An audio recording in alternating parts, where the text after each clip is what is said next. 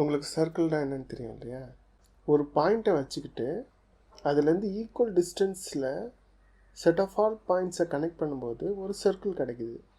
அந்த பாயிண்ட்டு அந்த சர்க்கிளோட சென்டரில் இருக்கிறதால அதுக்கு பேர் சென்டர். சென்டர்லேருந்து சர்க்கிளுக்கு உள்ள டிஸ்டன்ஸ் வந்து ரேடியஸ்னு சொல்கிறோம்.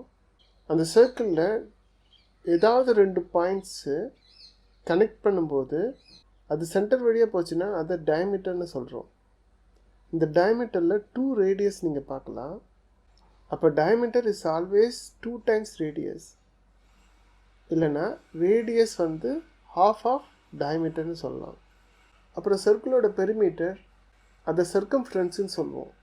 பாலிகனில் தான் அதுக்கு பேர் பெரிமீட்டர். கர்வ்டு லைனில் அதாவது சர்க்கிளில் அதுக்கு பேர் வந்து சர்க்கம்ஃபரன்ஸ்.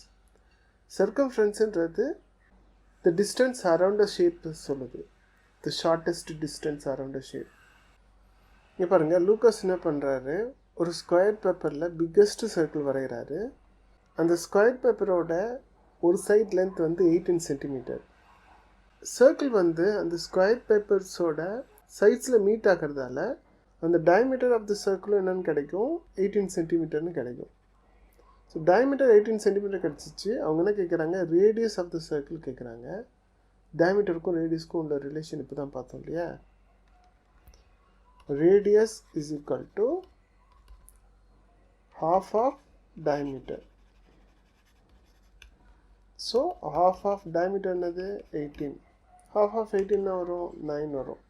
ஏன்னா 2வையும் 18ஐயும் கேன்சல் பண்ண முடியும். 18ல் எத்தனை 2 இருக்குது, 9 2s are there. So 9 is the answer. அப்போ radius of the circle from the centre to the circle எவ்வளோ, 9 சென்டிமீட்டர். அடுத்த வீடியோவில் வேற ஒரு டாப்பிக்கில் சந்திக்கலாம். தேங்க்யூ ஃபார் வாட்சிங்.